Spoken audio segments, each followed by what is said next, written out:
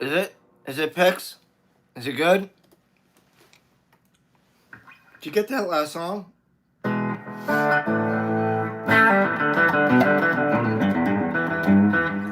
Thank you for the compliments. Yeah? Cool. I can't remember if that was the one that had the...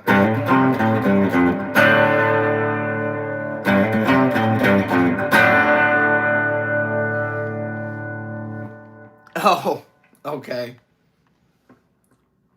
You got some food in you, though, earlier?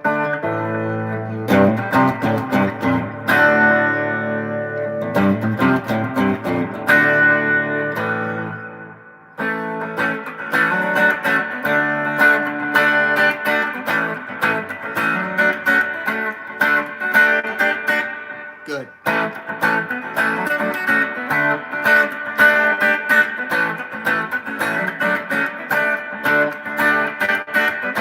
You're welcome.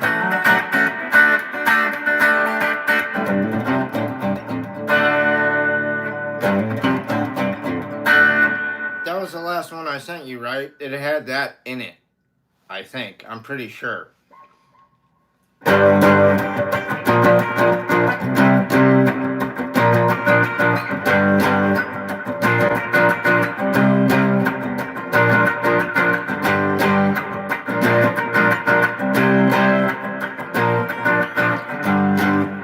Hey, Hunter Hale, how you doing?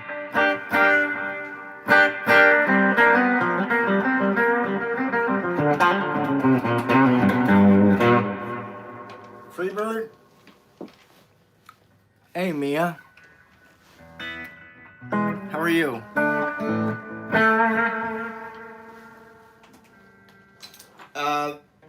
Pix, you want me to do the pin comment? I can, it's no problem. Hang on.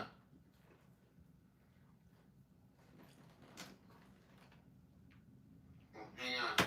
Well, I don't need to hear that, though.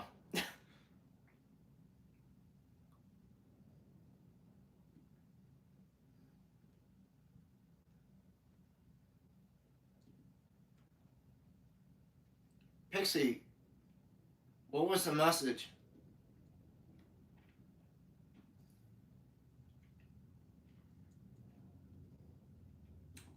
Mia's alright, Pix.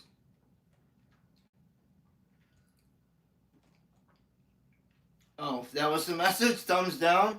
Okay. Well, Mia, apparently I guess you can do a better job. I got it, that's fine.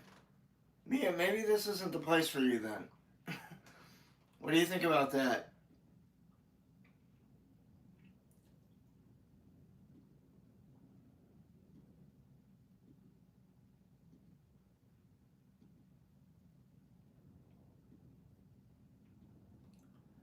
Perhaps you're not the right Mia for this room, is what I'm thinking.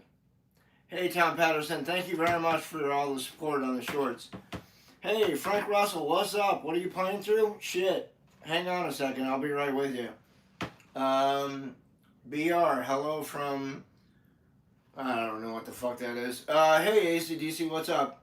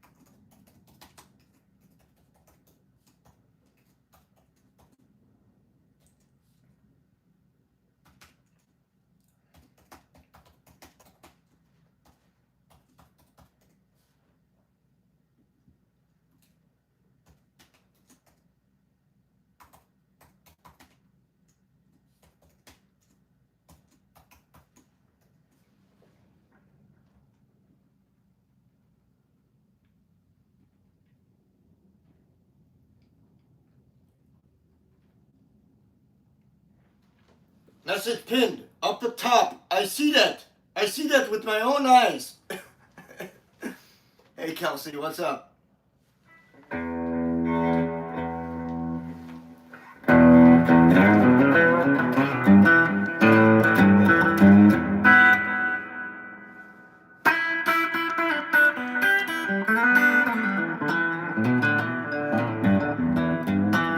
Oh, you're welcome, Pixie.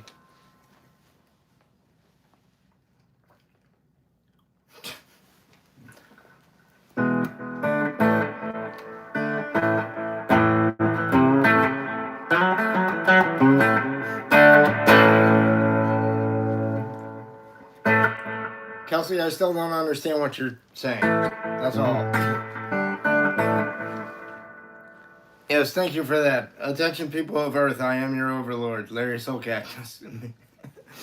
Hardly. Mr. Krogan, you must be a Mass Effect fan. Holy shit, man, I like your name. I can't. I don't know any Pantera, man. Please read the pinned comment. Motherfucker.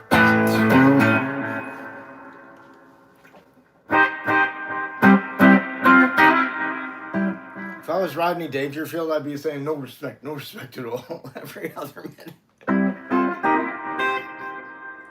Boy, I tell you, get no respect at all. Kids these days.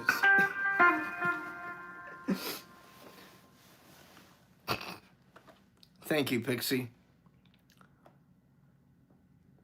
Hello, Vladimir. I feel like you're missing a letter in your name, though. Roger Bouchard. It is real, my friend. What do you take me for? I'm Larry Soulcactus. Doesn't say Larry Pseudo-Cactus. Soulcactus for a reason. Hey, Evan, what's up? Cool. Hey, Ash, play the Clash? You play the Clash. I'll play what I want. How's that?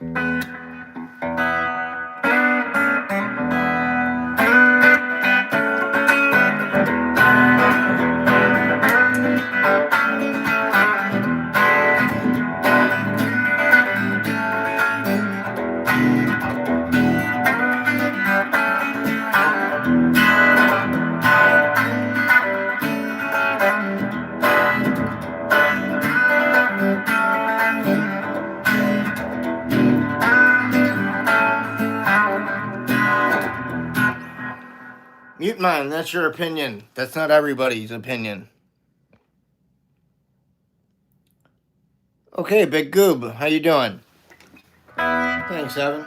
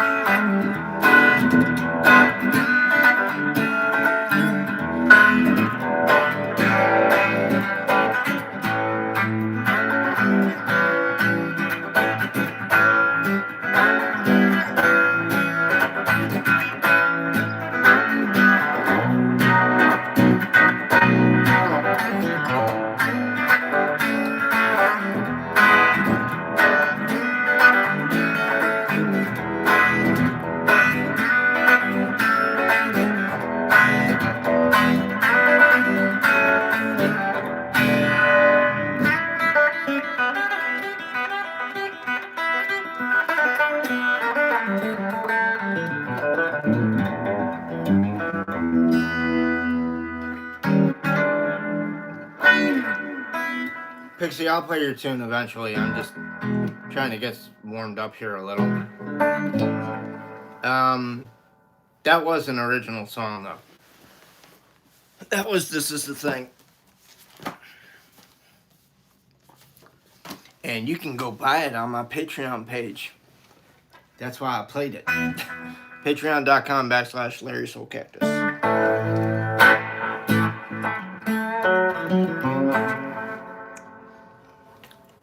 Chewy Corona.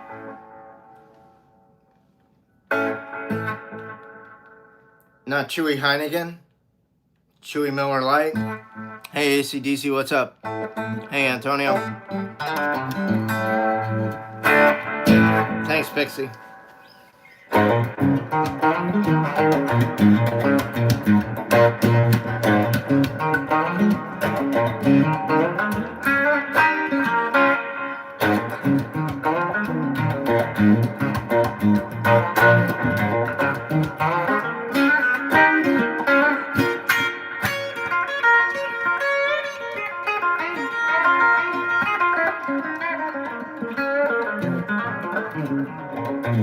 On a dark desert highway, cool wind in my dick. One smell of the shit song about someone else's stream. If you want to hear that tune, then go elsewhere, please. I'm not gonna play Hotel California, dude. You can pay me $1 million. I still fucking won't play it.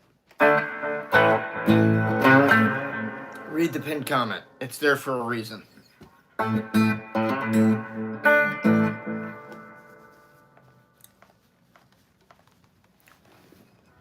Yeah, Evan, I like the Beatles.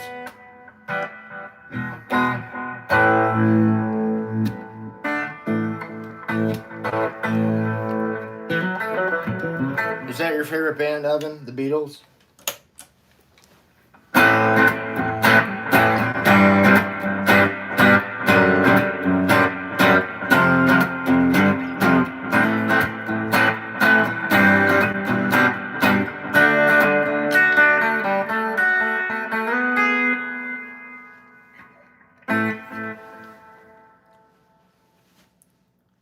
Hello, back from the U.S., back to Hamburg, Germany. How are you, Moine?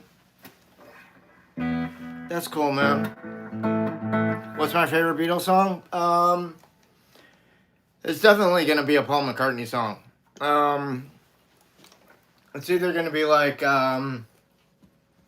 Hello, Goodbye,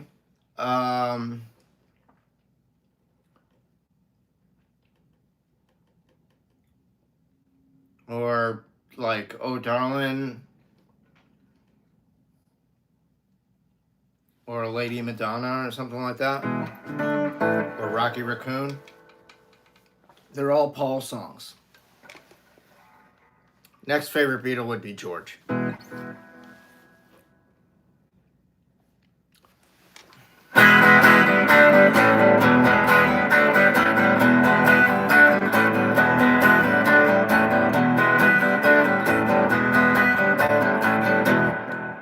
Coming up like a flower.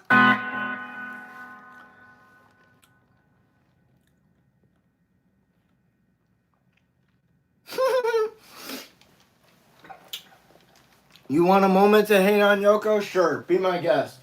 I got no problem with that.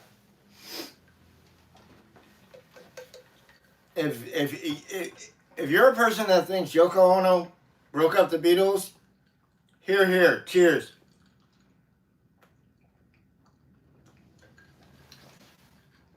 Because I'm going to tell you what. Had I been in that recording studio,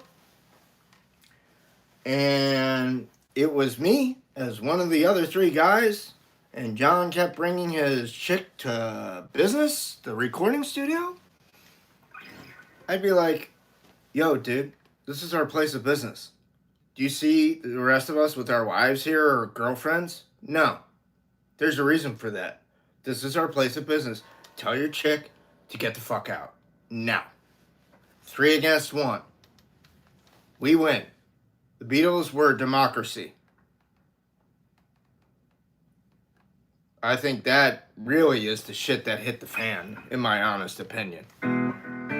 Especially between Paul and John. I have no doubt of that. But I can tell you, as somebody who's been in a shit ton of bands, No. I wouldn't have that going on, especially when you're paying for recording, like, studio time. Mm-mm. That's business, man. It's a business. You know, you're a big deal. You're making, you know, music for a living. You gotta treat it as such. It sucks because, like, the thing you love suddenly becomes like this own entity, right? It becomes the empire. And then suddenly you've created the thing that you've kind of worked so hard to not be a part of. That's a motherfucker. You essentially invented another system that's just like the other system, except it's yours. But now it's business 24/7, man. You don't love it that much no more. It becomes a drag, is what I'm getting at. So, you know, think long and hard about what you want in this life, because you may surely get it. Classic XD. I sure as shit cannot. How are you doing this evening? Hey, Hojo Jojo. Anyways, I hope I made sense there, but mostly talking out of my ass, but I get it. If you didn't like Yoko Ono and you thought she broke up the Beatles, I get it.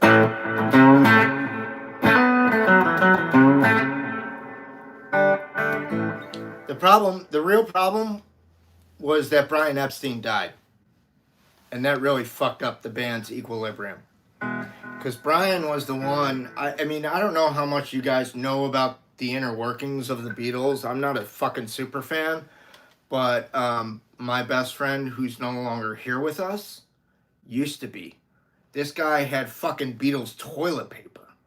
I was like, dude, they really made this shit? He's like, yeah. He had it fucking all. I was like lunch boxes, like everything. I was like, holy shit, dude. Anyways, but he told me, he was like flat out, he goes, once Brian Epstein died, the band were in a tailspin. They didn't know what the fuck to do because Brian handled everything. So once Brian died, that's why you had shit like John showing up with Yoko Ono during the Let It Be session. She might have shown up at Abbey Road. I don't know. I don't know what George Martin did or didn't do in those recording sessions. If he said to John, like, hey, we're going to make the last final Beatles record here. You can't fuck around. You can't bring your chick to Apple Studios or whatever. I don't know. I don't fucking know.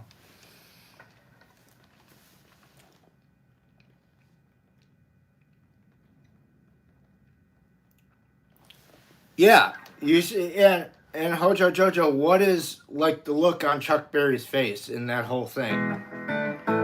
He's like, dude, I like you, but chick's a no-go.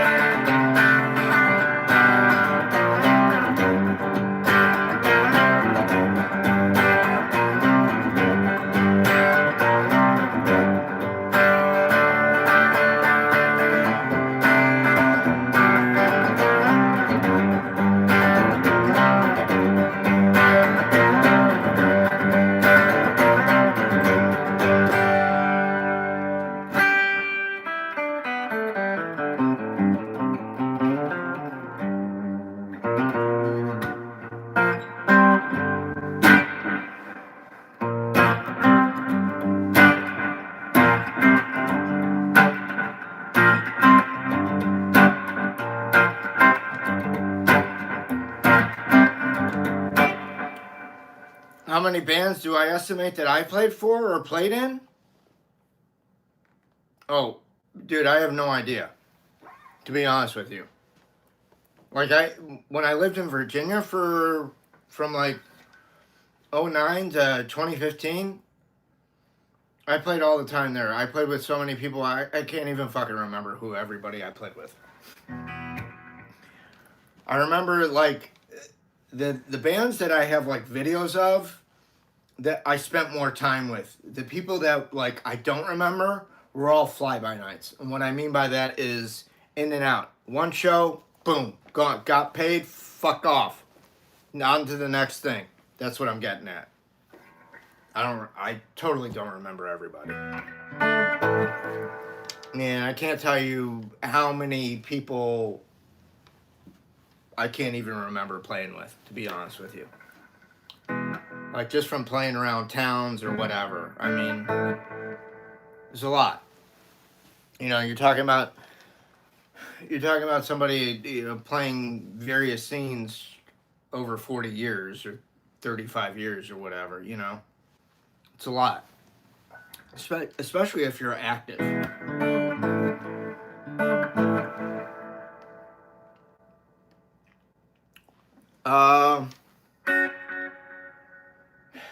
Couple dozen, like 24. Yeah, man, it could be in the 20s, I guess. I mean, I can tell you here are the ones that I remember fondly are probably all the ones that I have like videos of or close to it.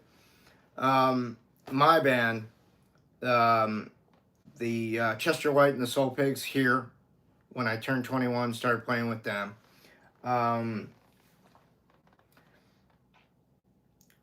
Played with the Rowdies down in Tucson a bunch of times. They're like a college bar band.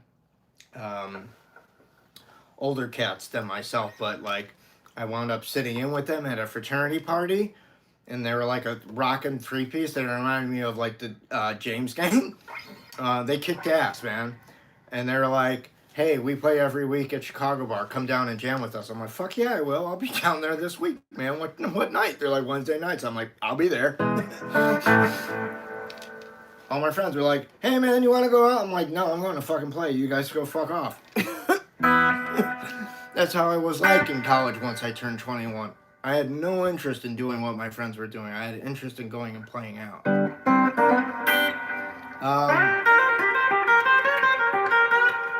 And then across the street from the Chicago Bar, this is down in Tucson, in Arizona, was another place called Berkey's, where I would play with my friend Donald Mattingly, who I've told you about, who lives in Paris now and has a band there. And he's on YouTube if you guys want to check him out. The band's called Concord 1. I think they have some stuff up on YouTube. If you just type in Concord, C-O-N-C-O-R-D 1. Like the number, not the word. Can I play any other instruments? Yes, the skin flute, of course. When I go into the studio, Evan, sometimes I'll play percussive stuff for rhythm tracks, and then I will also play bass. If I don't have a bass player and there's a bass in the studio, I will play bass on all my music. But I won't play drums because I'm not a good drummer. I mean, I'm not sufficient at, like, I can sit behind a kit and play like 4/4 time, but I can't like really play the drums. Yeah, what's up? It'll be PP Pants here real soon, buddy.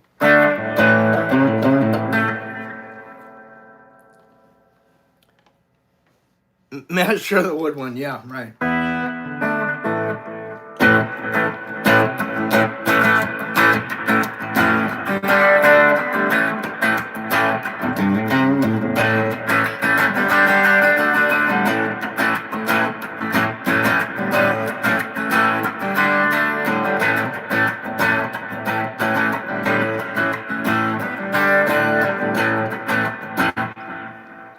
Yeah.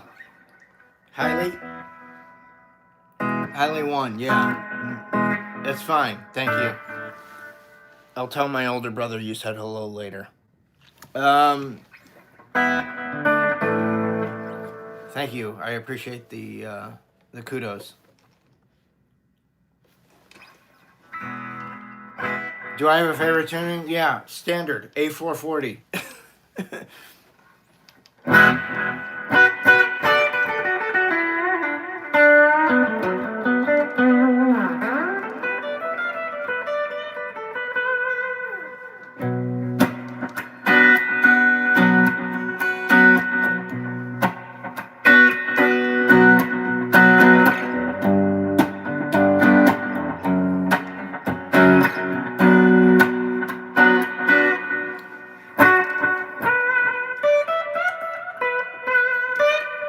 Dude, are you seriously coming into my channel to promote your fucking channel?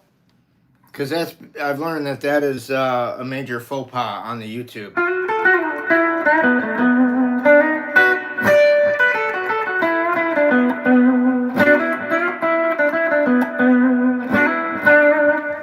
Hey, Ninja, how are you, bud?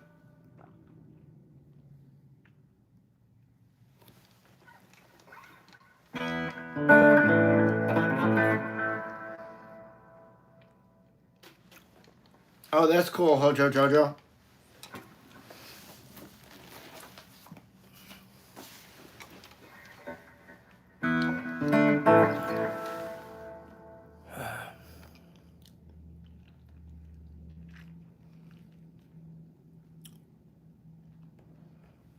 Well, it's one thing if you come into a room and you just start talking, but if you just come into a room and just be like, "Hey, can you help my channel grow?" Yeah, you're gonna get kicked the fuck out.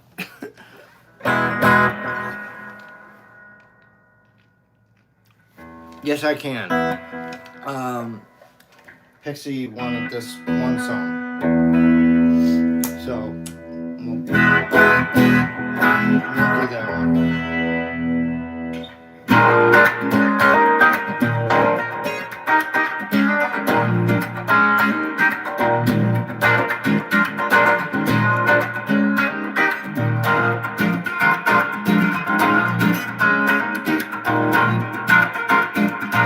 Yeah, Pixie, it's fine. You didn't know. It's all good. Don't worry about it.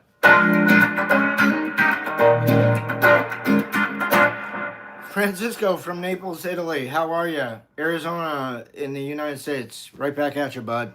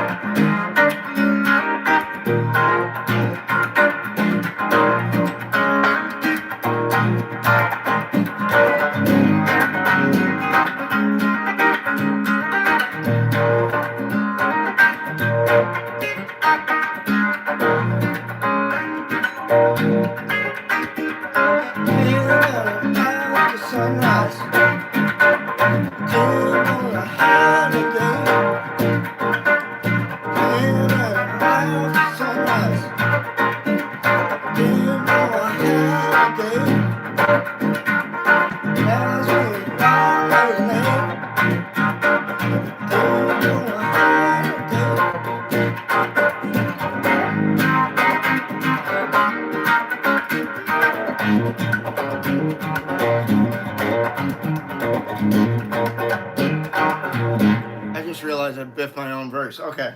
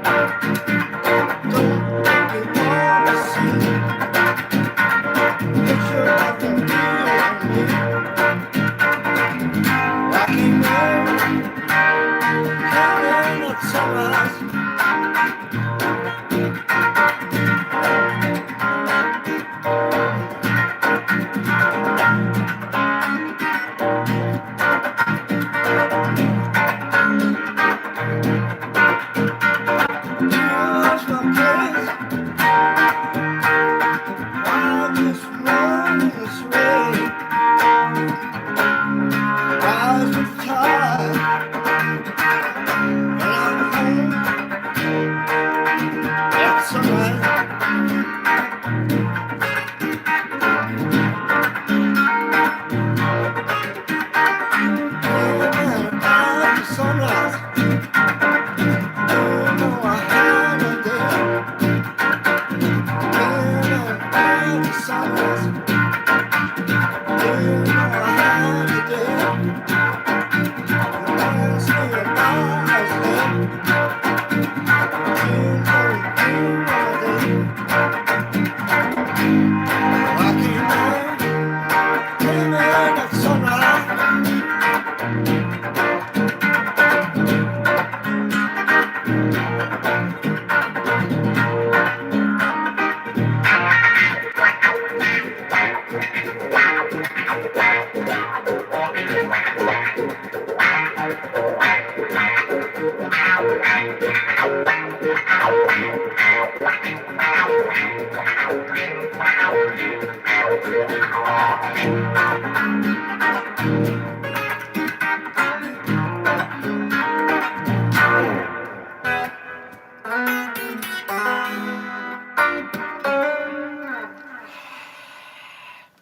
Sorry I fucked up the beginning, Pixie. And my voice cracked. And all the other shit. Sorry. How does Wah Wah work?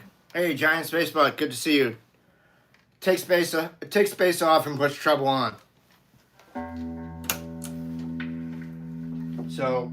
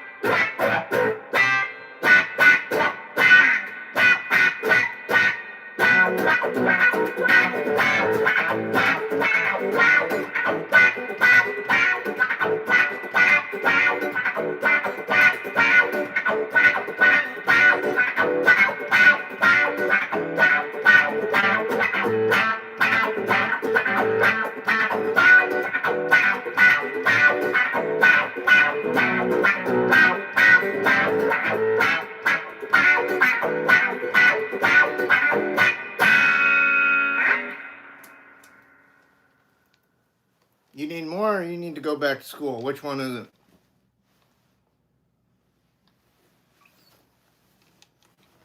Just bad in my fro.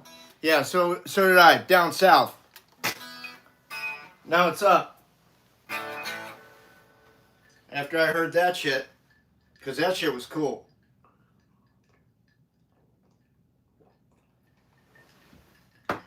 Anyways, I hope that helps the Giant Space Bud. Hey man, we don't want to mess around with no reefer addicts. Get home to your mama, boy.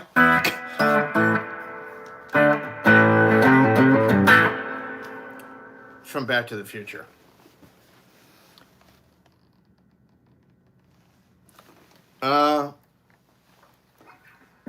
Actually, I think it kind of sounds like me, but all right, sure.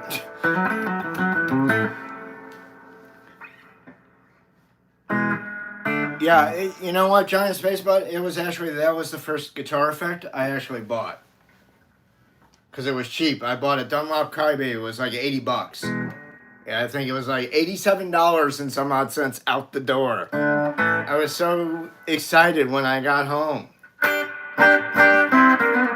I plugged it in and I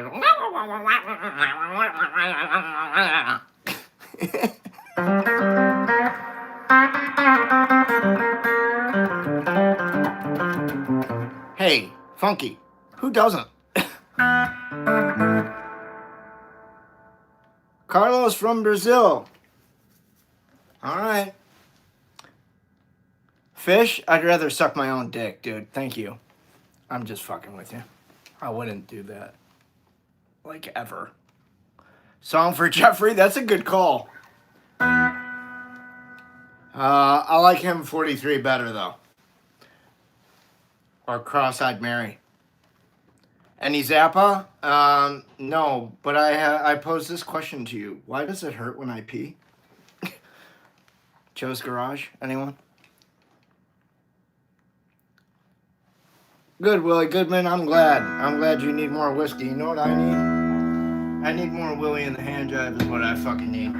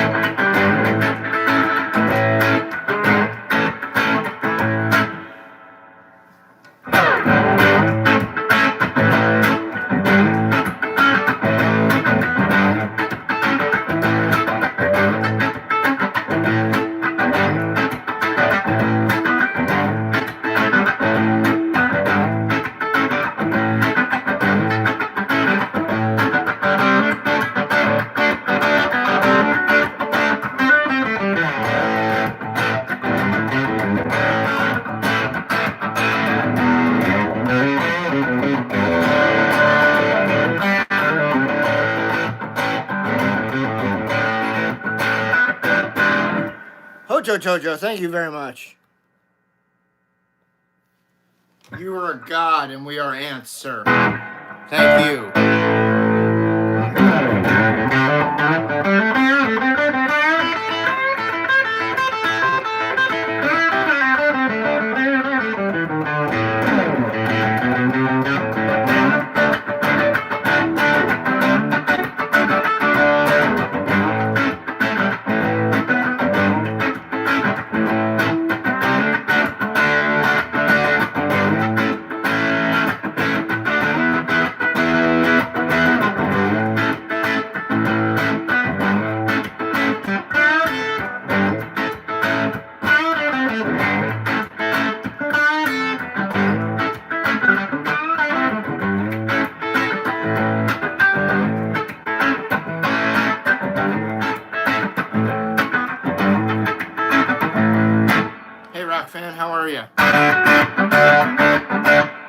Manisha, how are you? I don't know what the M stands for, but all right.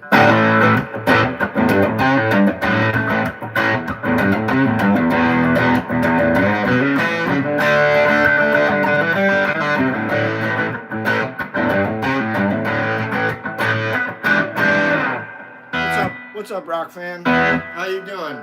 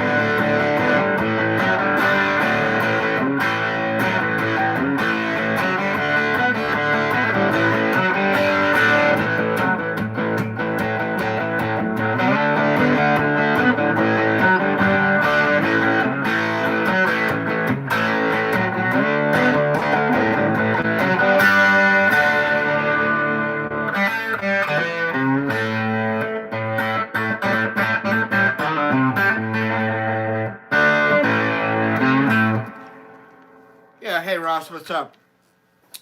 Thank you very much. I'll tell my older brother you said hello. What song made you want to play the guitar? Chichu.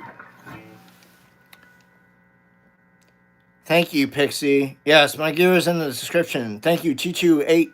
I very much appreciate that.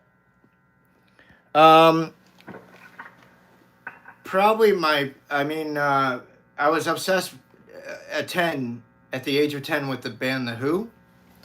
So probably Pete Townsend was the first guitar player I thought was just really fucking cool. It was just like Dude, how the fuck do you, like, fucking just do this over and over and hit it every fucking time without tearing up your hand?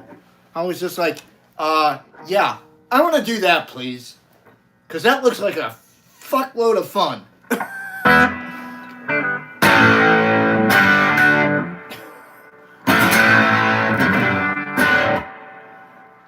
I've tried, and every time I do, I've scarred up my thumb, ripping it up, going, Bow. So to this day, I cannot do a windmill successful. I can do it the other way, but I can't. I'd rip up my hand. And I don't need my hands ripped up any more than they are, so I'm good. But if I had to put it, a nail, hitting a nail on the head, that would be it probably. But I didn't start taking lessons until 3 years later when I was 13. And had I not gone to my friend's house that one fateful day after school and he hadn't had an electric guitar, I probably would not have started. So it was really because of that dude.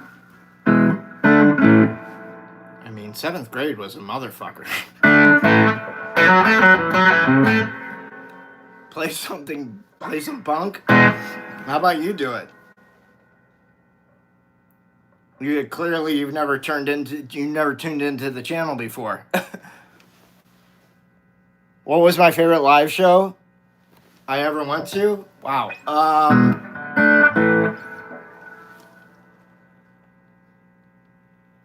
Rock fan, opinion on Jimmy Page using the bow on guitar? Fucking ingenious.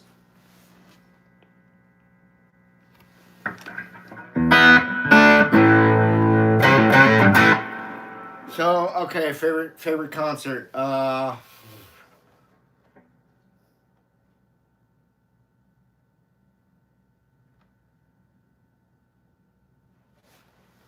Maybe Jimmy Page and the Black Crowes live at the Greek.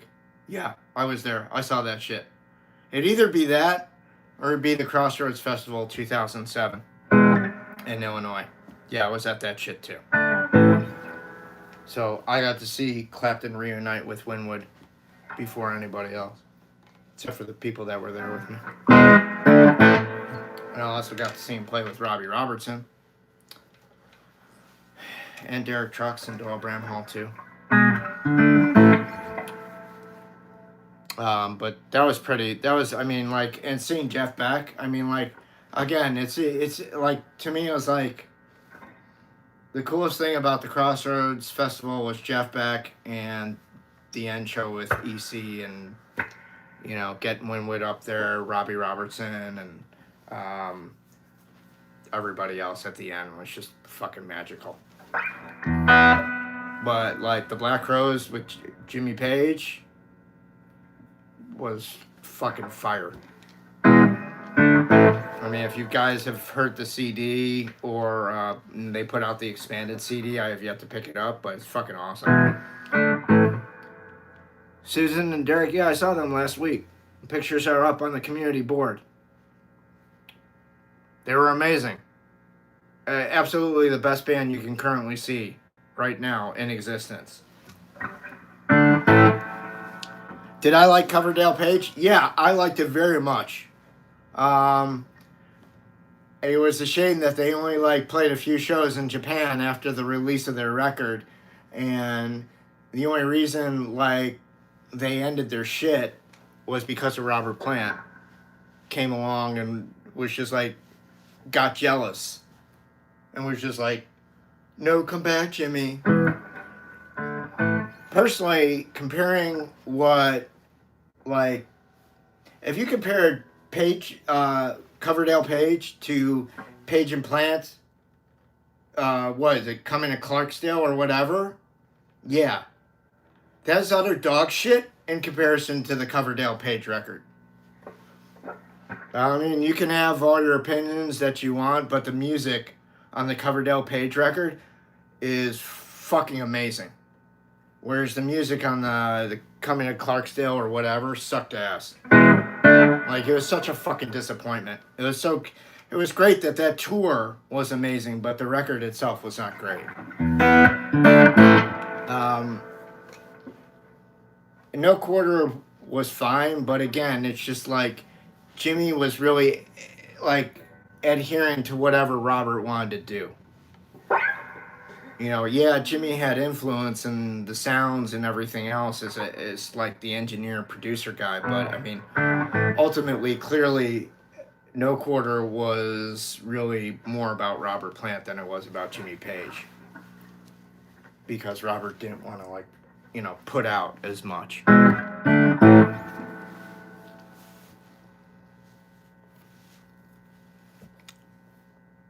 Thank you, Pixie. That was annoying. Thank you, Pixie. Oops. Yeah, holy spam. Hey, Cashew. Hey, hey, Bing. Hey, CJ. Sorry, 246. What's up? Is this my favorite guitar, CJ? That's the only guitar I own.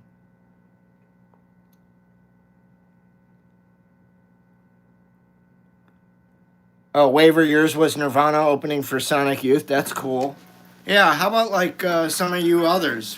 What are your guys' like? I mean, you guys, some of you are really young that you're just probably starting out singing shit.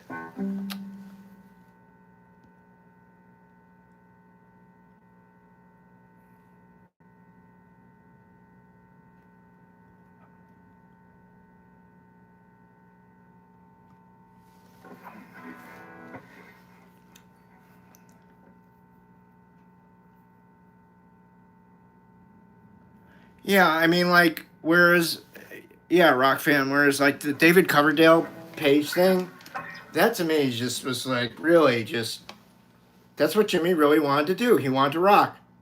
And David Coverdale provided that vehicle for him. Because Robert Plant wasn't going to.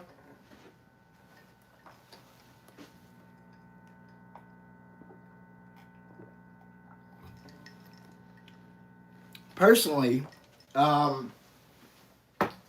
I think Jimmy should have just gotten a new band together regardless. Gotten the singer he wanted to have out on the road with him and play the music that he wanted to play and record the music that he wanted to play after Outrider. Or whatever. After Page and Plant was finished. I don't know why he really stopped. I honestly don't know. Hey, Matthew Kid. Hey, Grease Monkeys.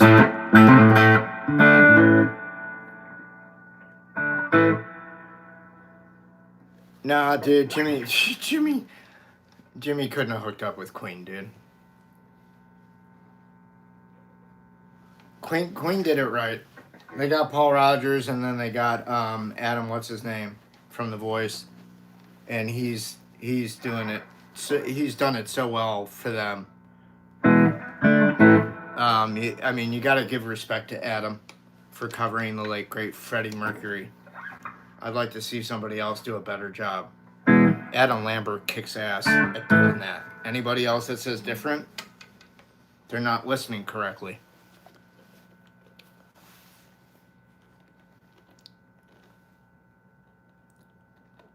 Oh, opinion on The Firm? The Firm was the first, I saw the Mean Business tour, man. That was the first rock concert I ever went to. It changed my life forever. I said that's what I want to do with the rest of my life when I walked out of that concert.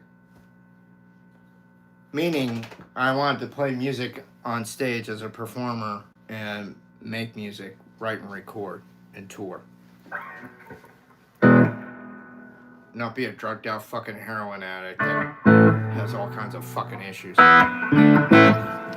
I like the Firm records a lot. I've talked to Tony Franklin. He's wicked cool. Really? Doyle Bramhall 2 or Doyle Bramhall Sr., Chichu? Which Doyle? Which Bramhall? Senior or junior? Or senior or 2? I love both. 2? Oh, man. Oh, shit. I love Doyle. Doyle fucking rocks. There's another guy who's like, where's his output, man? He should be writing and recording up a storm. And he's not. Like, he's done, like, I don't know, 4 or 5 records. That's great, but it seems like he could be doing a lot more than he is. And it seems like he just took a bunch of high-end paying producing gigs and whatever to make coin, is what it appears to me. And it's just like, dude, you know, you can be EC's number 2. That's fine. You got plenty of time to write and record records yourself, which you should have been doing. So I don't really get that guy. Like, he should really be on the throne. Because, like, there's a lot of age between EC and Derek Trucks, man. I mean, I was kind of hoping it'd be me, but it ain't. Hey, Trippy, what's happening?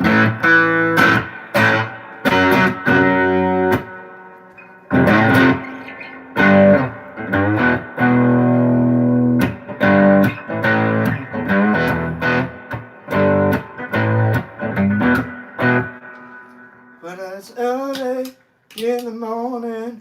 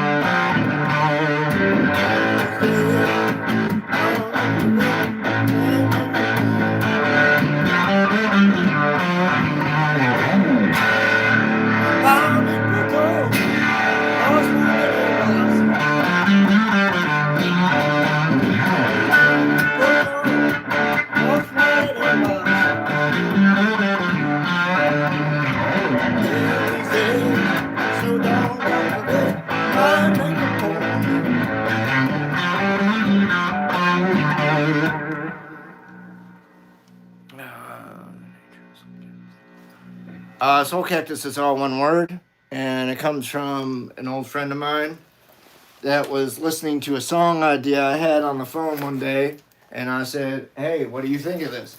And he said, dude, that's amazing. And I'm like, yeah, it's cool. And then he was like, let me hear some more of it. So I played it for him. And he was just like, I think that's it, dude. I'm like, you think what's it? He's like, I think that's your sound, and you're the Soulcactus. I'm like, okay. Because back then, I still lived in Arizona. This was like 1995. And I was sort of like, you know, working on a lot of songs and a lot of ideas. So I wrote this one where I was like,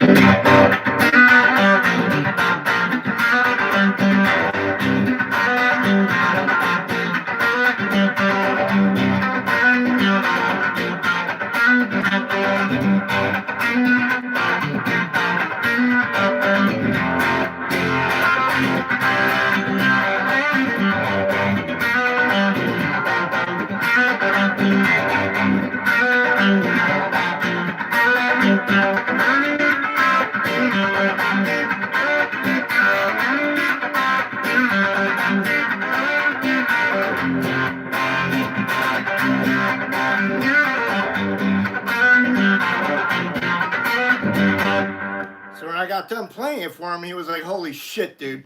I'm like, what? Yeah, I said, you like it? He's just like, do I like it? He's just like, dude, that's fucking the shit. He's like, let me tell you something. You just found your sound. And he's just like, that is you, dude. He's like, I'm calling you the Soulcactus. And from there, I was just born. And so I didn't call myself Soulcactus for a while, but I called the song Soulcactus. Before, when I recorded it as a demo, it's recorded as Texas Stew, because I originally wrote the riff for Stevie Ray Vaughan, but the other riff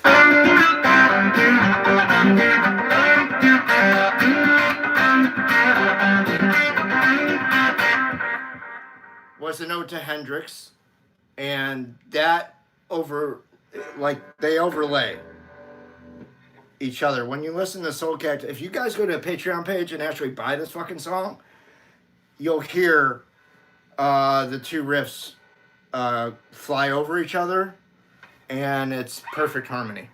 It's pretty crazy.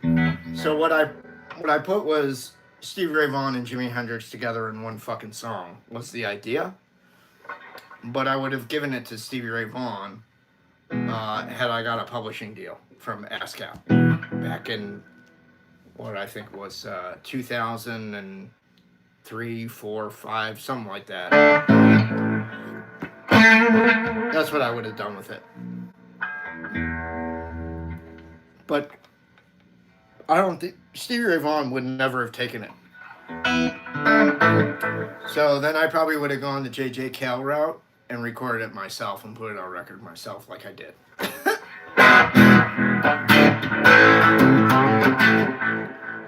But the more I played out and toured behind my Meeting You record, and I just called it Lawrence Kanefsky, my real name, and I was just like, dude, this is a huge problem. My name is like 3 syllables. Lawrence is a mouthful. I'm like, fuck. And I'm like, but most people were like my friends that knew me and everybody was calling me Soulcactus all the fucking time. So midway through the group's existence, I just changed it to Larry Soulcactus. That was it. That was the easiest thing for me to do. And so since then, and that was back in 1999. Played my last gig with that trio, I think sometime in like October 31st of 2000 maybe. That was the last time we played. And then from that point, I've just been Larry Soulcactus. Well, like I'd answer the phone for Soulcactus Sound, this is Larry Soulcactus. So that's the thing.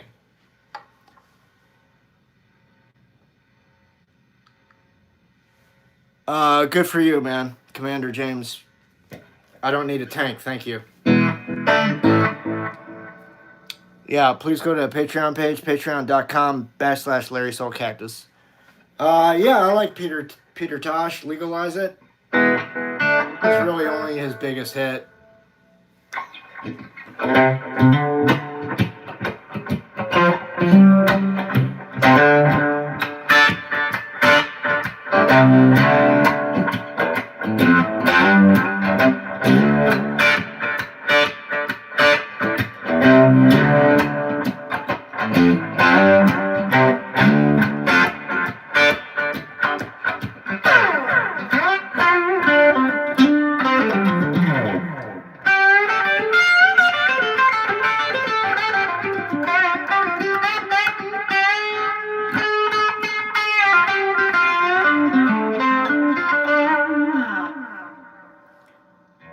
Aaron. Jacob, what's the hardest riff I know?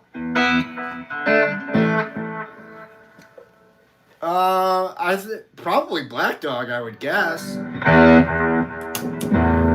I would think that would be one of the harder riffs.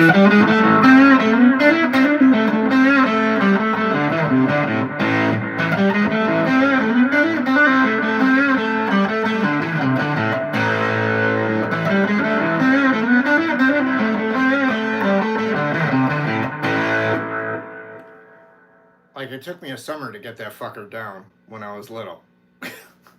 When I say little, I mean 14-year-old Larry, not 54-year-old Larry. And what else? The same summer.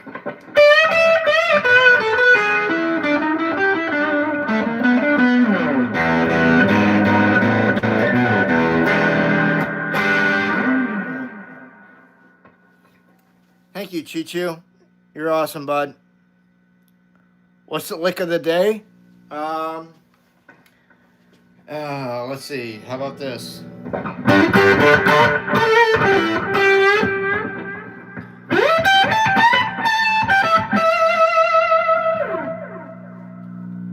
We'll say an EC classic, right? All right, boys and girls. Do you need to see it one more time?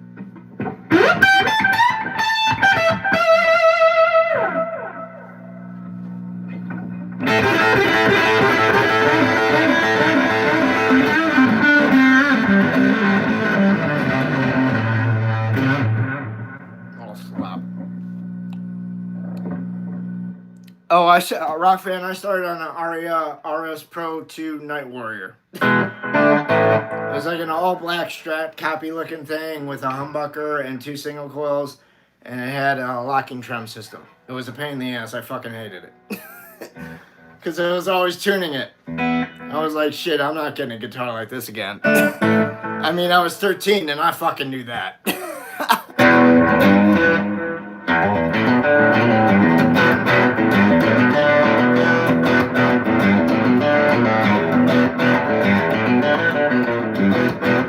That's actually a tongue twister of a riff, if anybody's ever worked on it before.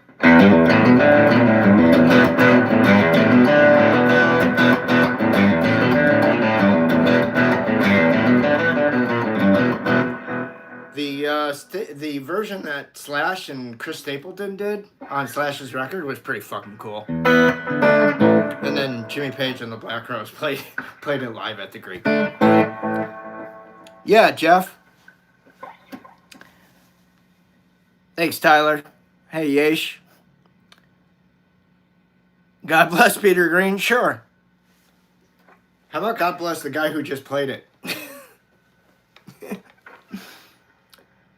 Dance monkey, please? No. This monkey doesn't do that. But if you give me the banana, I'll show you the boner dance.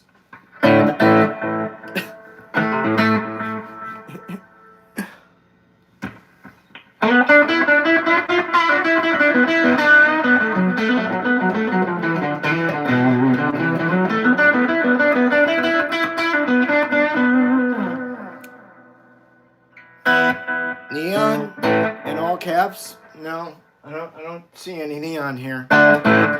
Traveling Riverside Blues? Gonna pass, Kenneth. But thank you. There's other people that have played that on YouTube. You should just put it in and see what comes up. There's some talented players that play it. I'm not one of them.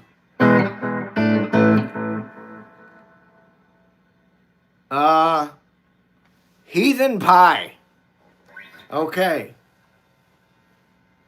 Is that sort of like honky wings? Dude, I don't know that. John Mayer? I'd rather eat a bowl of my dog's shit. Pixie, what do I think of John Mayer?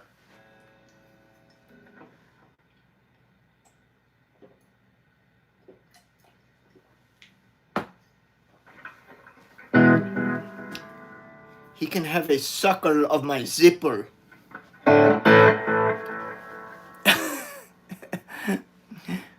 Thanks, Pixie. Richard. I'm going to pass, but next time just come into the room and say, hi, how are you? And maybe read the pinned comment. It says not a request hotline for a reason. But thanks for stopping by and playing my game. We've got a lovely parting gift.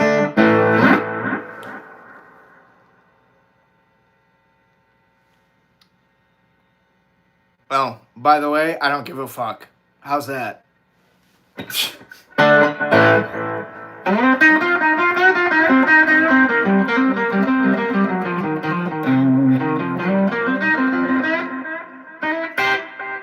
mean, Richard, you see that you're in my house right now, right? That means you're a guest in my home, and I'm the host. Don't be rude to the host.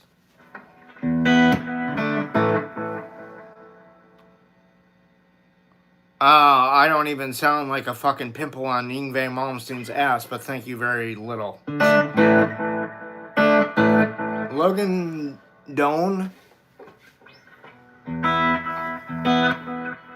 Dude, just go watch the fucking Eagles, man.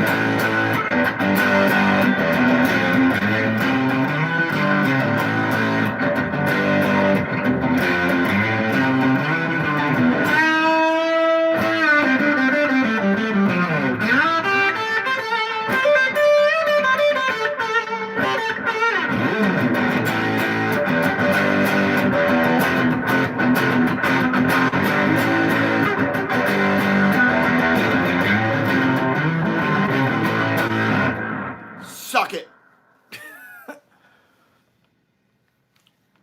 Hard. Like my dick. What? What did he just say? Did he just say? He grabbed it with his dick.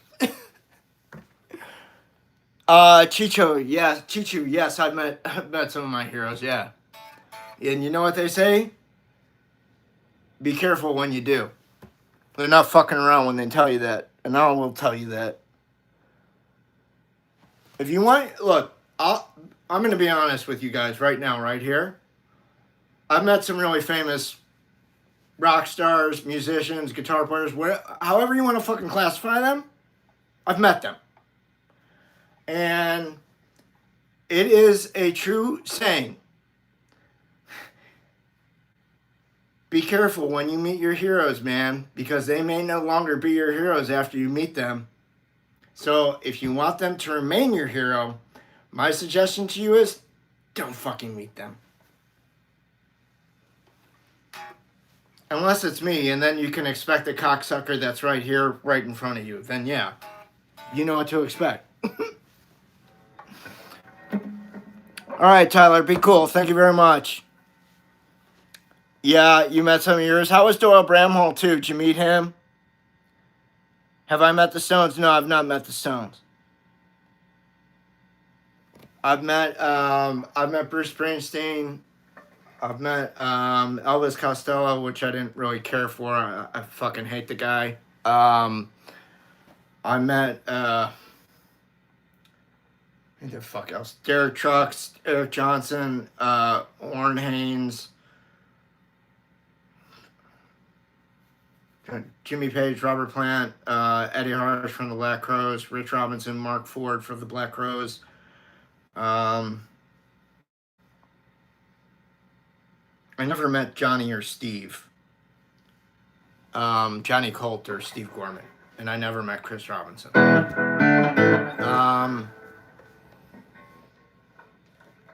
I've met some other people here and there, like Nils Lofgren from the E Street Band in my travel. Like, Nils lives here.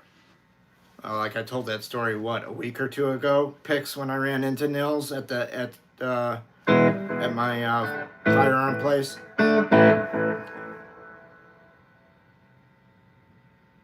No, I'm gonna pass, but thank you for stopping by.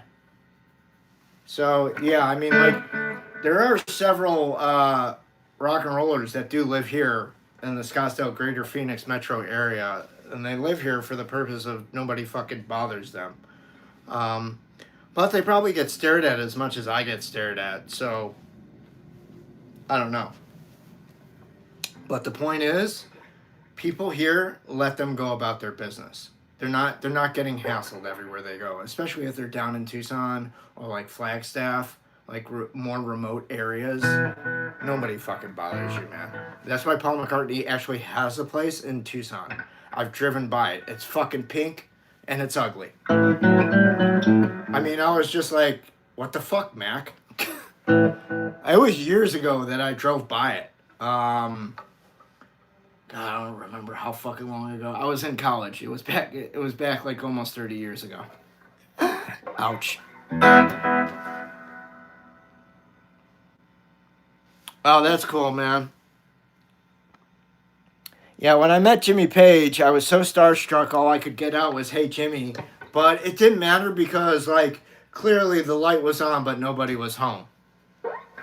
That was on, like, the second Page Plant tour. I was in LA. We were seeing the Black Crowes, I think on the America tour, and we saw them on Sunset Boulevard. Pulled the car over immediately, hopped out, and talked to them. My friend got their autograph. Well, he got Robert Plant's autograph. Jimmy wasn't in a condition to sign shit.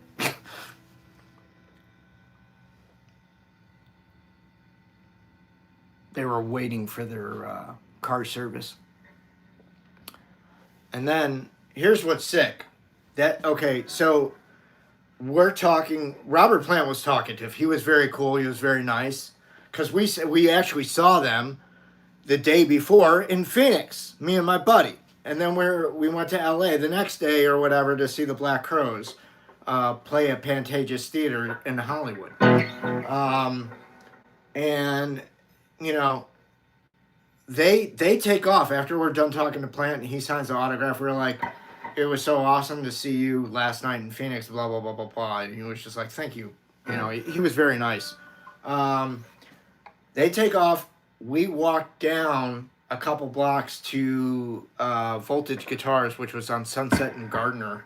If any of you remember Voltage Guitars off of Sunset and Gardner there. There was like the Mesa Boogie store across the way. There was another shop across the way. There was Guitars R Us was across the way. I mean, like, there was a lot of cool shit back then. It's all gone now. There's like Guitar Center there still, and maybe the Mesa Boogie Tom Anderson shop, and like that's it. Everybody else is fucking cleared out. It's really sad. So we go into Voltage Guitars, me and my buddy. Bruce Springsteen sitting down playing fucking guitar. No bullshit. There he is, the boss, incognito, wearing a baseball hat, just like you'd expect him to be right off of Born in the USA, right? So my friend immediately goes, Bruce, what's up? Hey, it's the boss, man.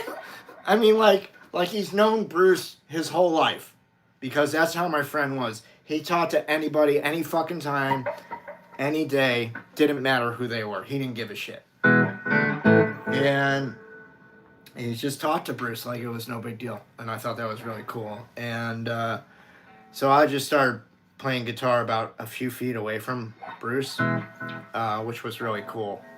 And my friend was just like, he's asking Bruce, he's just like, so what do you like better, out here or back home, back East Coast? Do you like the West Coast better, or do you like the East Coast? And Bruce is just like, and I'm like, dude, what does it matter? I'm like, I'm sure everywhere he goes, everyone likes his money. It's just the same. And Bruce started fucking cracking up. He's just like, I can't believe it. My buddy was just like, dude, I can't believe you just said that. I'm like, fucking believe it, dude. It's fucking Bruce Springsteen. You don't think everybody fucking rolls out the red carpet for this guy wherever the fuck he goes? I'm like, it was a funny moment. And I'm not like, I wasn't really a huge fan of Bruce Springsteen until I heard him play in the High Fidelity movie with John Cusack, when he was playing in like the cutscenes, and he's just like playing some blues licks on his Fender Telly. And I was just like, dude, this guy can fucking really play.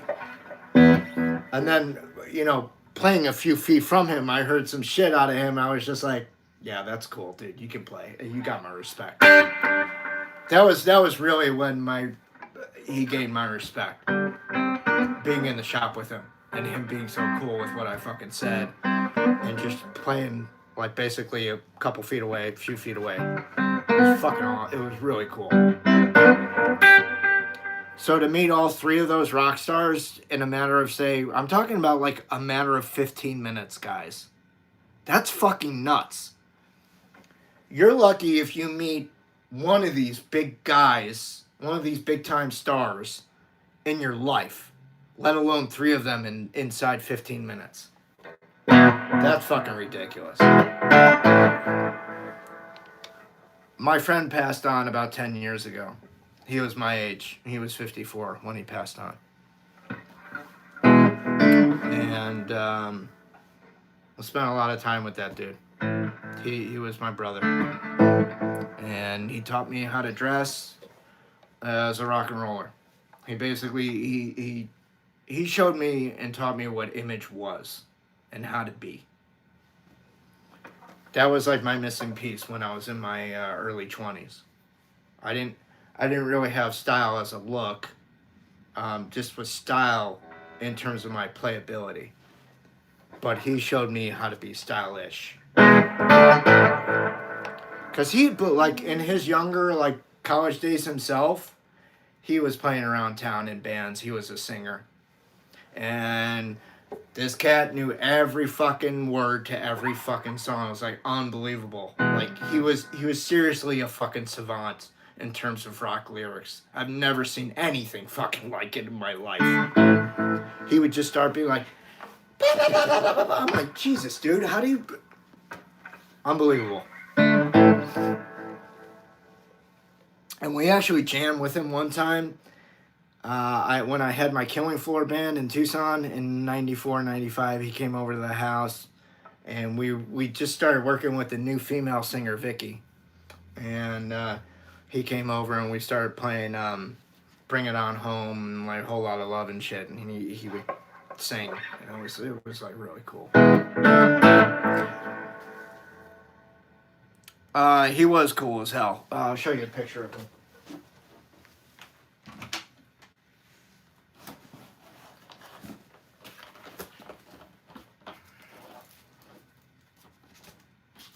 Not an embarrassing one. I got him in a couple embarrassing shots. Cause that's the kind of fucking friend I am.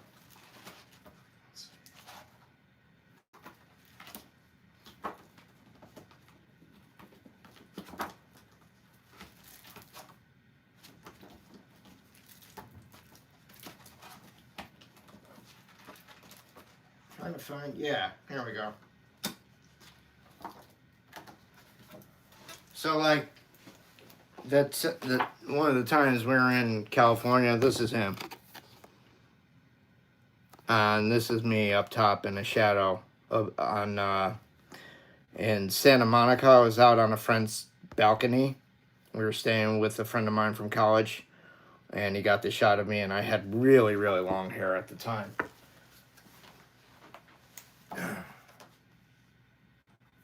I think, though, let's see.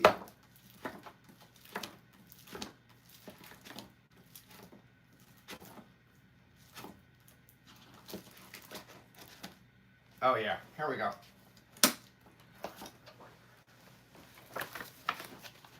Here's the last couple photos I got of him.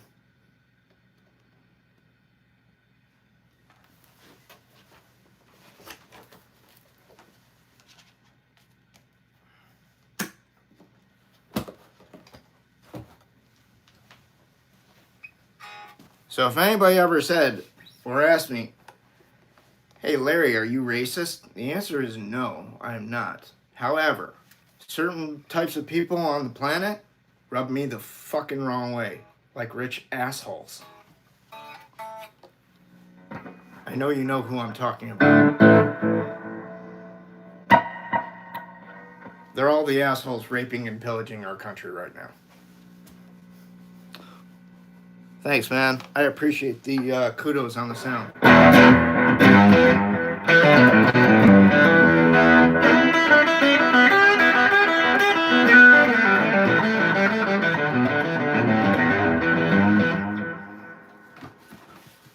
Yeah, long hair. Long hair.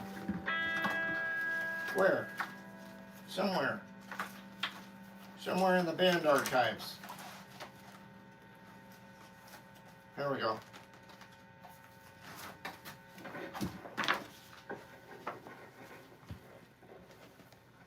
Yeah. That was like 22-year-old Larry right there. Is that rock star enough for you?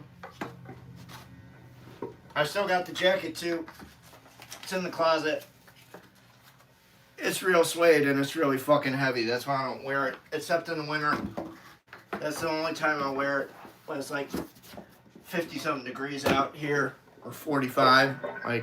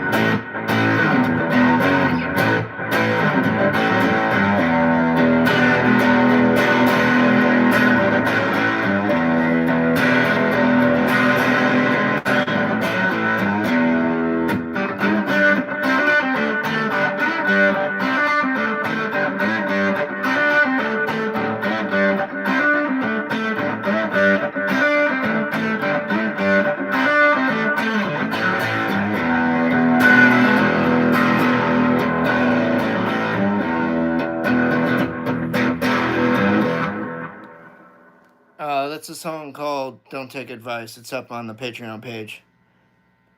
What, Chichu? Gotta say, thank you for sharing your memories. You're welcome, dude. It's always a pleasure. You too, Trippy. Thank you very much.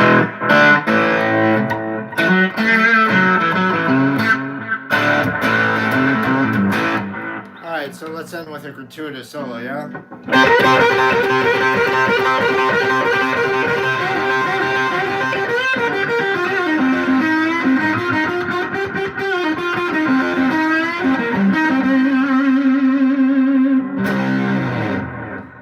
Alright, thank you everybody for joining the live stream. I'm Larry Soulcactus.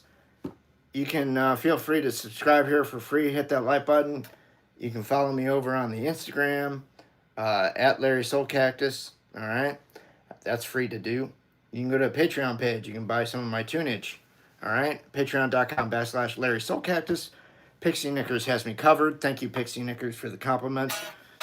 I'm glad that was fire. If you guys want to take guitar lessons privately, one-on-one instruction, The email is soulcactus19@gmail.com. There is availability open.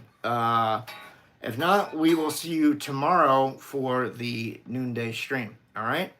So peace out, my friends. Have a good night. Be good to yourselves. Be good to the ones around you. Yeah? Hang loose. Be cool. We'll see you later. Thank you. Bye-bye.